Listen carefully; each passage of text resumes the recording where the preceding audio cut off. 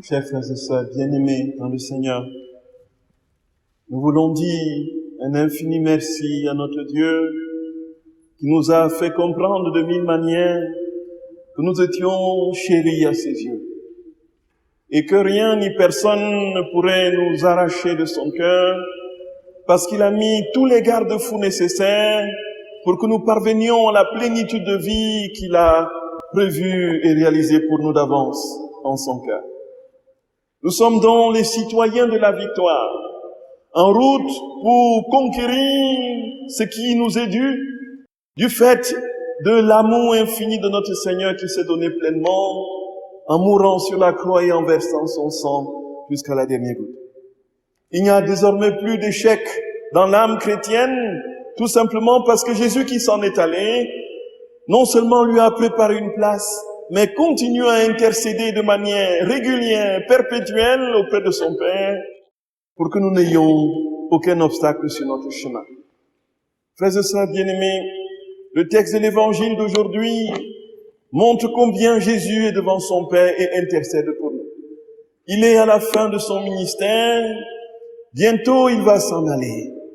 Et naturellement, il s'élève vers le Père et fait le bilan de sa vie.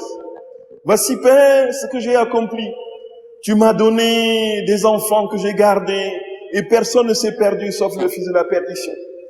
Je te prie pour qu'ils soient un comme nous sommes un. Et je te prie pour qu'ils aient la joie et que la joie soit parfaite. Je te prie pour que tu les gardes du mauvais. Je te prie pour que tu les sanctifies dans la vérité, car ta parole est vérité. Voilà, frères et sœurs bien-aimés, quand nous examinons point par point ces sujets de prière de Jésus à son Père, on se dit qu'effectivement, notre terre devrait être un paradis. Jésus prie le Père pour que nous soyons un, que nous soyons dans la communion parfaite, une communion intime les uns avec les autres, comme lui et le Père, ils sont un. Cette communion, frères et sœurs bien-aimés, comment ça se manifeste? Sinon que le Père est entièrement, totalement en le Fils entièrement et totalement dans le Père, dans la communion de l'Esprit Saint. Et naturellement, quand il nous demande de nous aimer comme eux ils s'aiment, cela veut dire que lui seul est capable d'aimer en nous. Nous ne pouvons pas par nous-mêmes aimer. Nous voyons, frères et sœurs bien-aimés, notre histoire marquée par des conflits perpétuels. Les lieux de l'amour par excellence qui sont les familles sont les lieux des conflits interminables et des relations professionnelles, amicales qui sont jonchées, truffées de difficultés, de douleurs et parfois même le cœur saigne. C'est lui qui m'a fait cela alors que nous étions si unis. Voilà, nous allons de trahison en douleur dans les relations humaines. Et il n'est donc pas possible dans l'ordre humain d'aimer comme Dieu nous aime, sinon si nous sommes pleinement remplis de Dieu. Et il s'ensuit que Dieu seul peut nous donner son amour, peut inséminer en notre âme son amour, pour que nous aimions comme il aime. Notre amour devient son amour devient le nôtre, et nous ne sommes plus capables, frères et sœurs, de faire quoi que ce soit sans lui. Il nous l'a dit, sans moi, vous ne pouvez rien faire. Ensuite, Jésus dit, frères et sœurs bien-aimés, accorde-leur de rester en notre nom. En fait, il dit, le nom que tu m'as donné, et je les ai gardés, du mauvais, je les ai gardés, personne ne s'est perdu. Nous avons, frères et sœurs bien-aimés, l'assurance d'une profonde veille de Jésus à nos côtés, en nous, autour de nous, au-dessus de nous, en dessous de nous, pour nous empêcher d'aller à la dérive. Le chrétien est donc celui qui est conscient de cette présence continuelle de Jésus en sa vie et qui ne fait rien sans s'unir à lui, sans lui demander sa présence pleine et totale. Et Jésus, frères et sœurs bien-aimés, dit, je vous le dis, je ne leur demande pas de les retirer du monde. En fait, nous comprenons bien qu'ici, quand Jésus demande une communion parfaite, non déjà presque le ciel, il dit, ce ciel doit être vécu ici-bas. Il dit, je ne te demande pas de les retirer du monde. Nous sommes dans le monde, mais nous ne sommes pas du monde. En fait, l'état de plénitude de vie que le Seigneur veut nous communiquer se réalise ici déjà. Cela veut dire que déjà ici-bas, frères et sœurs bien-aimés, notre vie, c'est le ciel. Et Jésus dit, ensuite, je te demande de les garder du mauvais. Nous voyons que nous sommes, comme chrétiens, engagés dans une suite logique et immanquable, incontournable de combat. Le chrétien, c'est celui qui est continuellement au front. C'est celui qui travaille jour et nuit pour repousser l'ennemi de l'âme. Le chrétien, c'est celui qui veille, qui est sur la brèche et qui est continuellement en train de se poser la question, est-ce que je suis véritablement uni à Dieu? Est-ce que l'ennemi ne me tend pas de piège?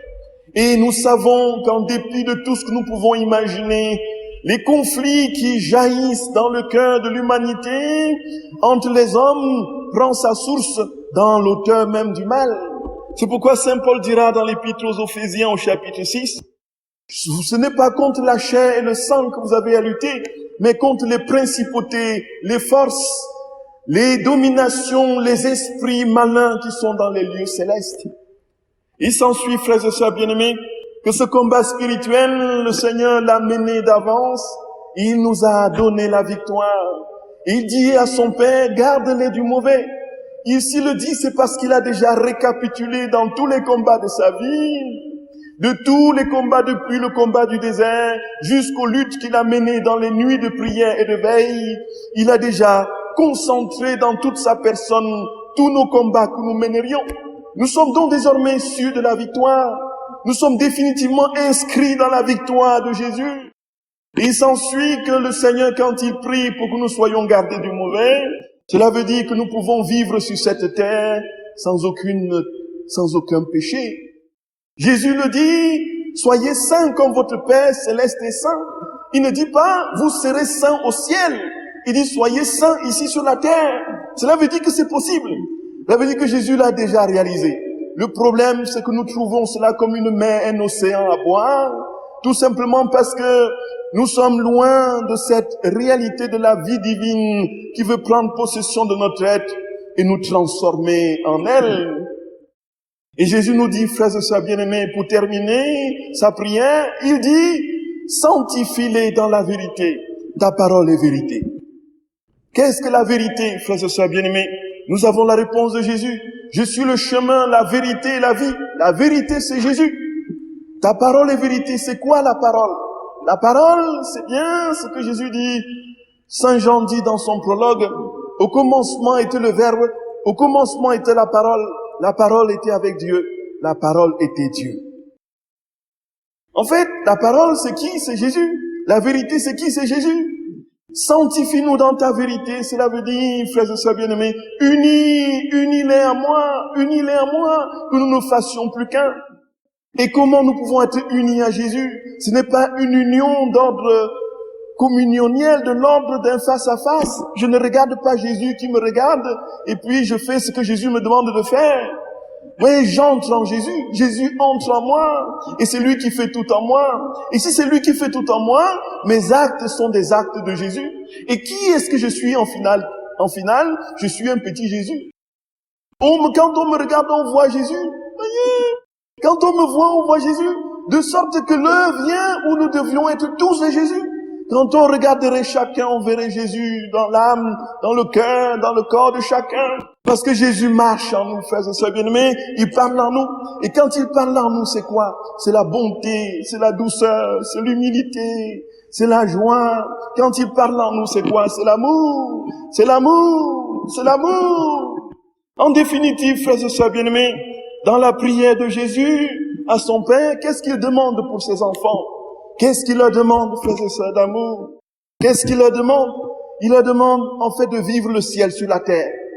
Comment ce ciel sera possible sur la terre? C'est tout simplement parce que nous serons des petits Jésus, unis à Jésus, et gardés du mauvais. Plus de difficultés, de douleurs, de péchés. Et naturellement, comment est-ce que cela se produit? Dans la communion qu'il a avec son Père. Garde-les un et unis. Et ainsi, nous serons capables d'aimer même nos pires ennemis qui seront transformés en nos amis intimes. Tous les hommes, tous les êtres, la création sera réconciliée. Les âmes se côtoieront dans un même amour universel, ce flot d'amour divin qui coule dans les âmes de manière torrentielle et qui ramasse tout à son passage. Voilà pourquoi nous sommes nés, frères et sœurs bien-aimés, pour vivre éternellement en Dieu. Et Jésus a prié pour que cela nous soit donné. Et si Jésus a dit cette prière dans Jean au chapitre 17, il voulait tout simplement dire, Père, que ton règne advienne, que ta volonté soit faite sur la terre comme au ciel. C'est tout ce que Jésus a voulu dire. Voilà pourquoi nous vivons, frères et sœurs bien-aimés. Aimons Jésus de tout notre cœur. Il n'y a rien à gagner ici-bas. Bientôt, nous ne sommes plus là, frères et sœurs d'amour. Et qu'est-ce que nous aurons emporté? Qu'est-ce que nous aurons emporté? Nous n'aurons pas emporté des rancunes, des rancœurs et des chagrins amers. Nous emporterons l'amour. Tout seulement l'amour, c'est le seul, unique passeport sanitaire de l'âme. L'amour, frères et sœurs bien-aimés, l'amour et rien d'autre. Que le Seigneur nous accorde cette grâce. Chers enfants, j'ai voulu tout simplement dire que Jésus est toujours avec nous, qu'il prie pour nous jour et nuit. Et quand il demande à son Père des choses pour nous, il demande que nous ne soyons jamais loin de lui, qu'il n'y ait aucun mal en nous, que nous soyons toujours dans l'amour les uns avec les autres. Et pour être dans l'amour les uns avec les autres, les enfants, ce n'est pas possible humainement. Vous voyez, quand il y a, maman donne une grosse part au frère ou au petit frère, voilà, vous voyez la jalousie qui monte dans votre cœur. Et quand l'autre est habillé comme ça, dans cette marque que vous n'avez pas, vous voyez bien tout ce qui rentre dans votre cœur. Et vous êtes en convoitise, vous voulez aussi avoir ce que l'autre a. Tout ceci vient de ce que Dieu n'est pas encore totalement en nous. Quand il sera totalement en nous, nous nous aimerons tous. Vous verrez celui-là qui dit « ta tête ne me plaît pas », vous voyez, vous êtes les souffres-douleurs à l'école, ou bien c'est vous qui vous moquez de votre voisin ou de votre camarade parce qu'il est ceci, parce qu'il a cela. C'est tout simplement parce que l'amour de Jésus n'est pas en nous, les enfants. Et donc, quand l'amour sera en nous, Jésus a prié pour ça, le ciel, nous serons déjà heureux ici-bas. Et puis, Jésus sera en nous, et puis quand on verra Jésus. Vous voyez? Et comment est-ce qu'on peut être en communion avec Jésus tout le temps, les enfants? La prière, les enfants, la prière, la prière, la prière, la prière, la prière. Et plus vous prierez, plus Jésus remplira votre cœur. Plus vous prierez, plus Jésus remplira votre cœur. Jusqu'à ce que, quand il viendra, il dit, oui, le petit, voyez mon petit, je te vois, je me vois en toi, je me vois en toi, je me mire en toi, je me mire en toi. Voyez? En fait, qu'est-ce que tu as dans ton cœur là? Je vois mon image en toi. Voilà ce que je voulais dire, les enfants. Que le Seigneur nous garde dans sa paix et nous donne de l'aimer de tout notre cœur jusqu'à la consommation des temps. Amen.